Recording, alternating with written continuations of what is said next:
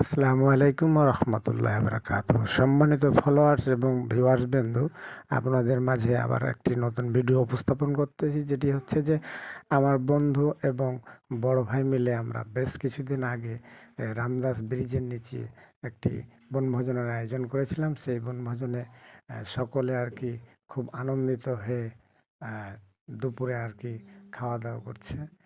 সকলেই দেখতে পাচ্ছেন যে এখানে সোহেল মামা আছে, মুকুল আছে, মশিউর রহমান আছে, বুলবুল ভাই আছে, হামিদুর ভাই আছে, আমি দই দিচ্ছি, দেখতে পাচ্ছেন।